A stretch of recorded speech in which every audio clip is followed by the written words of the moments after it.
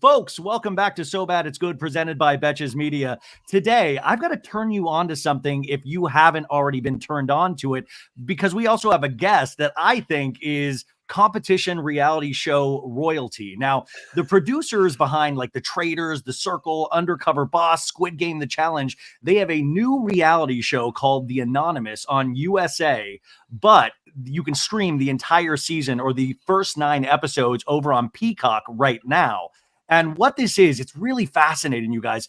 It's like there's 2 types of like interaction among players. Part of the time they're together in the physical space, like with each other, interacting face to face. But then other times they're in this virtual world where players are free to speak their minds behind the veil of digital anonymity. And now, if their virtual identities are revealed, however, the real world group dynamic heats up really quickly. Now, today, by the way, they're going for a prize of $100,000. Today, we get to speak to one of, I think, got unfairly eliminated a couple of episodes ago. He is in the inaugural season. Now, this guy is a former college basketball player. He's a current lawyer, and he's also a reality TV personality because he has won Big Brother Season 23. He was in the holiday-themed Big Brother Reindeer Games, the Challenge USA, and obviously the first season of Anonymous. Xavier Prather, welcome to the show. Thanks. That was that you really you did your homework and you did that. No notes on the intro, my guy. I always tell people that it gets worse from here, Xavier. It gets worse from here. I love it. I love it when things get worse. I mean, I have so many questions for you just because how even it relates to Big Brother is that you won Big Brother, which is such an insanely hard competition reality series to win. Did you almost think that added a target on your back in The Anonymous because people knew you immediately when other people were lying about their backgrounds? Absolutely. I mean, one of the strategies I used to win Big Brother was concealing the previous 10 years of my life. I mean, they didn't know I was a former college athlete. They didn't know I was a lawyer. Like when people don't know certain aspects of your makeup or your resume, so to speak, it can definitely benefit you in a game that's heavily social. So in a game like The Anonymous, them not only having knowledge that I was a Big Brother winner, but even take that off the table, me being like a former athlete, me being a lawyer, those are still things that are going to paint me as a big target. So then you just add Big Brother winner on top of that. I was like, oh, I'm screwed. I was like, it's over for me. I mean, this show is gameplay on steroids. And I wonder if you drive yourself crazy, Xavier, when you're in these situations. Big Brother, you're in there for such a long period of time. But this, you have these 2 elements between the digital and the real world. And people, like even down to the avatar you are choosing, like fish, scissors. I mean, do you drive yourself crazy in this game when you were on it, just thinking about all of the different, like, do I go left or right? You don't. I think the key is to kind of take a deep breath. I think if you're constantly going 24/7, you're going to spiral. You're going to spiral, and when you spiral, that's when you start making mistakes, or you just absolutely go insane. Which people might say I'm insane for continually putting myself in these situations, and they might be right. But for me, I try to find ways in where I can take a deep breath, decompress, really I spend time thinking about the game a lot, but I also understand the importance of sleep. One, you got to be able to lay your head down, let your brain take a break, and then get back to it. I feel like you're personally attacking me right now, Xavier. I don't sleep a lot, so I feel really upset. Well, I mean, you even said at the elimination, you were like, took you all long enough. And I was like, you really, but you kind of had this great attitude about it because we see Jack. Jack seems like he got released and he seemed visibly upset and shaken. Is that kind of how you are? And does that come from a sports background of, that's good just sportsmanship? That's just kind of me, man. I haven't always had a graceful effort. For the most part, I understand that that's just the nature of competition. When you're in these competitions, sometimes you can give it your best shot and that still might not be enough. Or you might give it your best shot and wrong things might go to where things just don't go your way. That happens. And that's just kind of how the game goes. I tip my cap to anyone who outplayed me. Y'all did your thing. I also recognize that since Big Brother, every show that I've gone on, I've been viewed as one of the larger targets in the game. So for me, getting targeted, it's not really anything new, and it's stuff that I can't really take personally anymore because it's like I don't blame them, you know.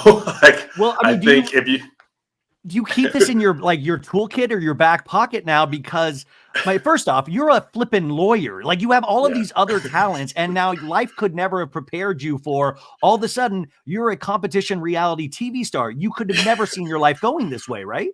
absolutely not. I mean, for most of my life, I expected to do pro basketball. And then when I tore my ACL my junior season, that's when I really started to look into law. So then I shifted and became a lawyer. And while I was in I want to say my first year, or maybe it was while I was in law school, in the beginning of my legal career, I got recruited to be on Love Island USA. And so that's kind of how I fell into Big Brother. I was recruited to be on Love Island USA. I checked out at that point, only season one had happened. So I checked out season one. I was like, not really my thing. But at the time, Paramount Plus was known as CBS All Access, and I started watching. I saw Big Brother, and I was like, that looks familiar. I think my dad used to watch that like back in the day before sports dominated my life. So then I started watching it, end up on Big Brother, and then since then I've competed on at least one show every single year since Big Brother. So I mean, do you love it? I mean, like, do you love going into these situations? Because I was also going to ask you, man, they might come call in next season for the traders. And what are you going to do differently knowing that you impose such a threat on these games? Are you willing to continue on with competition reality series? I think for me, I've come to the realization that like there's nothing I can really do to lower my threat level. Like if I show up on a show and people kind of know, and I really hope this doesn't come across as arrogant. This is more so like I'm only saying Not this at just all. because of my experience. Like the last 3 shows, people have been gunning for me from jump. So I think there's not really much that I can do to minimize my threat level because my threat level was really just about me existing kind of as I do. So but like I feel like that shouldn't deter me from experiencing these really cool and unique opportunities. To me, I feel like I'm missing out on some really fun life experiences just because other people are intimidated by me. Like that doesn't make sense. If anything, it forces me to kind of up my game. Like if you think I'm a Yeah. threat, cool. That means I got to play better. That means I got to step up my game to where even if you view me as a threat, it's not going to stop me from doing what I came here to do. So Yeah. that's kind of my approach. It's just like, So you are willing to continue on if the right opportunity hits, because I think you have this magnetic persona on top of, and that's why, guys, watch the Anonymous, because the gameplay and the conversations between the downstairs when they're digital personas and the upstairs, it's all part of the game. In fact, Xavier at one point, he votes for himself, like to throw people off. And I know these are little intricacies of the game you don't understand yet, but you get really kind of wrapped up in it. Can you explain to the people that have not seen the Anonymous yet, what was the elevator pitch to you, or how did you experience the game where you could describe it to other people? Yeah. So the way they pitched it to me, and this kind of will finish off with like the last question you asked me, which is what I do on another show. I would like a show like The Traders. I would absolutely do. It seems fun, and it's a big nexus of TV personalities that just seems exciting. But with this show, the way it was pitched to me was just kind of it's a combination of a lot of different show concepts, and I'm very particular about the shows I go and compete on. Like for every show that I've done, there's a show that I've turned down. Like I've done 4 shows, I've turned 4 shows down. Like I try to be selective with the projects that I'm a part of, and this project really intrigued me just in the concept. I liked it. It seemed like it took a little bit from The Circle. It takes a little bit from The Traders, takes a little bit from Big Brother, takes all these different concepts and tries to mesh them together in this like dual reality, which to me was very intriguing. I was like, I've never seen it before, but it sounds like something if this is going to be something, I want to be a part of it. And that was kind of the big pitch for me. I mean, the execution of it then, when you're actually in it, did that hold true of like, wow, this really is a very interesting game that I don't think I even expected? I've said in my reality TV career, this was easily the most layered game I've ever played. Like there's so many layers to it where like for everything that you think you might kind of know, there's another layer that adds to it to where like you have no idea what the hell is going on. Like it's like, oh, I think I figured this out, and then just then Danny's gonna throw in a twist and be like, oh, you don't know shit. Like every single time you think you've got the game figured out, you think you've got a grip on the game, there's another layer to the game that complicates it even more. Like, this is a game that is literally designed for you to like turn on your closest friend in order to gain power. Like, or it's expected. It's expected, and it's necessary. Yeah, I think the only, to my knowledge, with the exception of like now more recently when like Nina's gotten power, I was so by the time I got eliminated. Spoiler alert! I'm sorry, guys. I tried my best. No, I know. But by the way, you're even though you know this, you are still going to want to watch from the beginning. Yes, it really is truly fascinating to see how you got there. I think, because what I was alluding to is like before I got eliminated, I was the only person who figured out a way to get power without having to throw like an ally under the bus. But it's a very complicated kind of strategy that would take me like another 5 minutes to explain. But the fact that it all came together and I ended up getting power, it was really cool to see, because I was like, all right, I figured you out, Danny. And just like that, she was like, all right, new handles, more people. I was like, oh, fuck off. Yeah, episode 4, they add more people into the game, and that must have infuriated you, right? Oh, it absolutely. So the twist of Danny bringing in new handles and new players. And by the way, explain who Danny is to everybody. It's the voice host of the show, right? So if I could break down Danny to you guys, imagine the worst teacher or coach or professor you've ever had, and then put that person as a robot. That was Danny. That was Danny for nonstop. Just like, if you wanted to sleep, guess what? Danny's waking you up. If you want to eat, guess what? Danny's throwing you in the hideout. Anything you want to do that's fun or enjoyable, Danny's there to stop that. So like, Danny's like the main antagonist of the entire cast throughout the show. But it's if you've seen like, what is it, Too Hot to Handle, there's Lana. This is our version of Lana, except way worse. No, and it changes at like any given moment. Even when you guys think you have it figured out, it'll change on a dime, which keeps it really interesting to watch.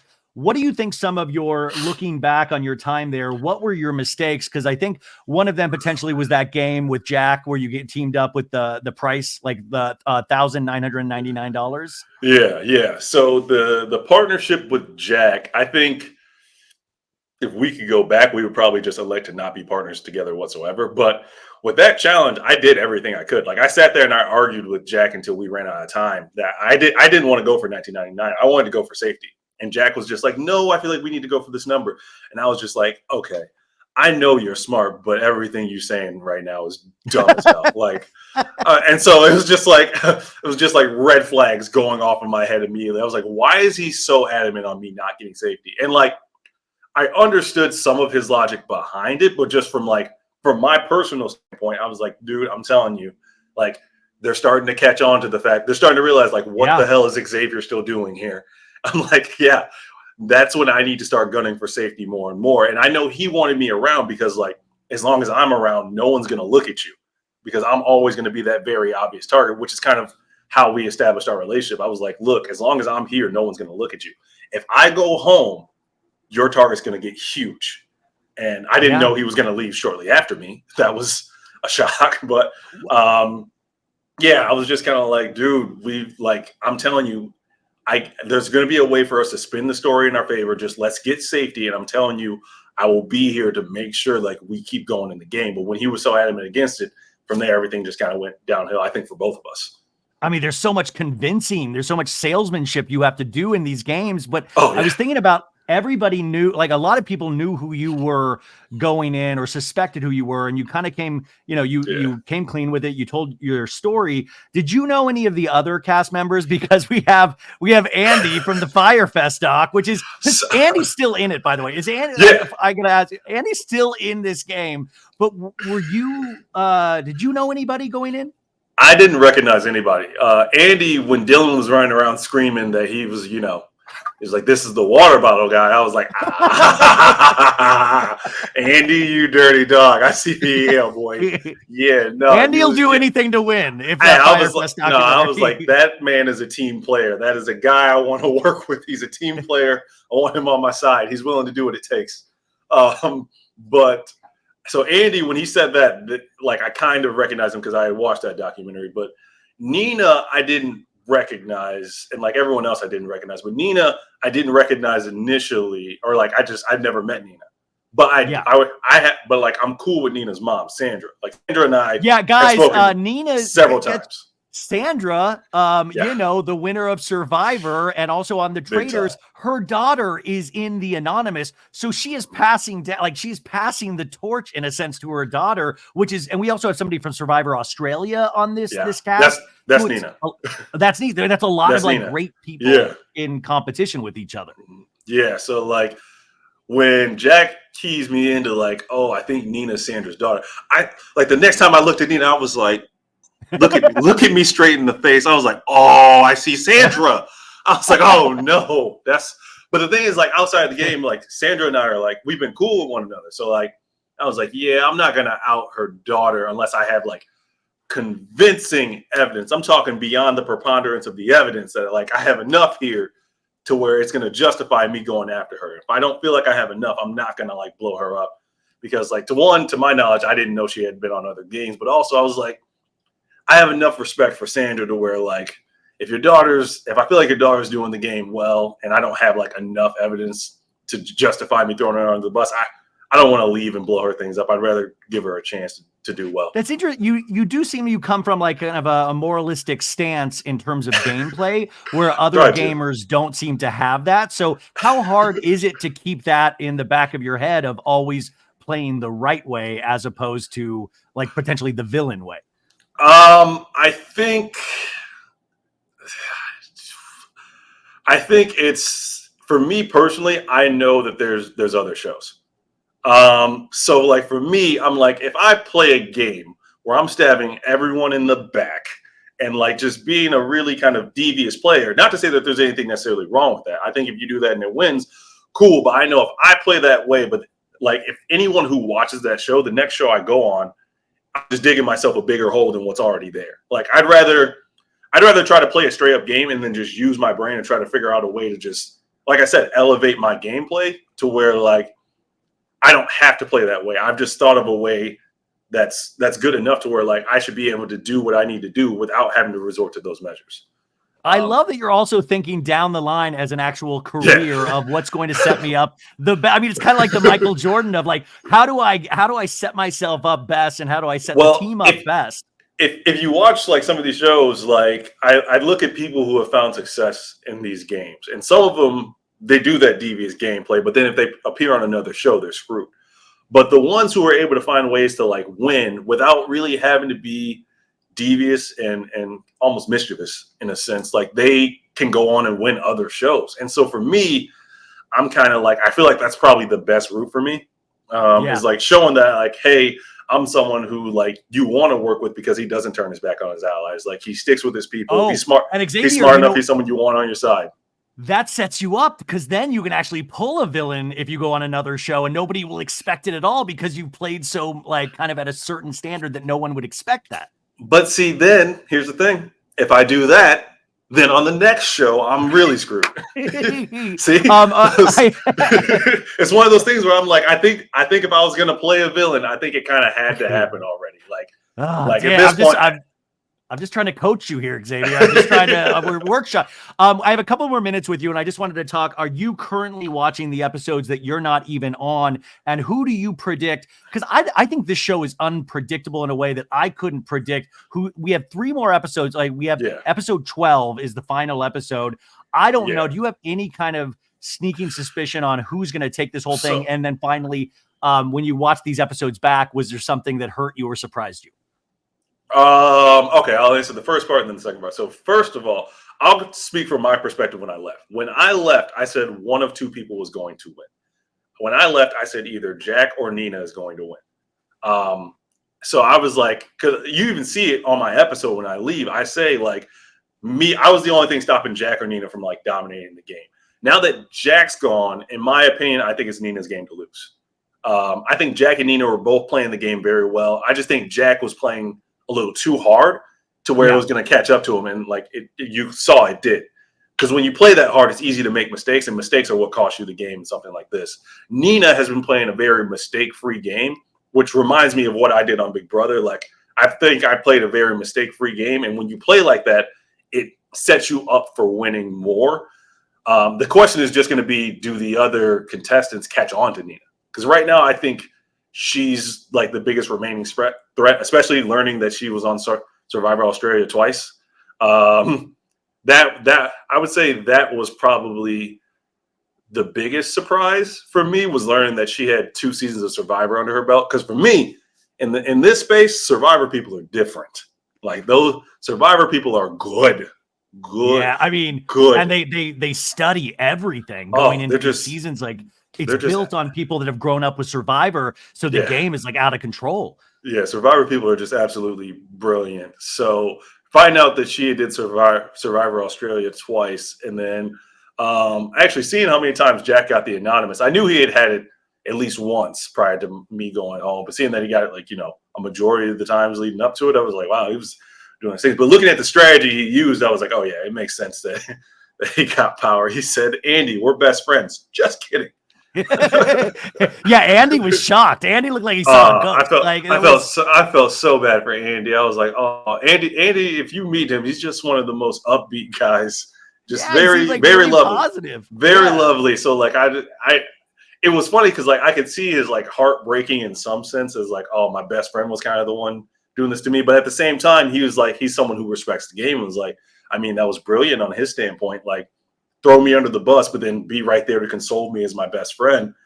Andy's a gem. He's a gem. He needs to be protected at all costs. So when you watched it back, there were no moments that you're like, oh my God, that like actually stings.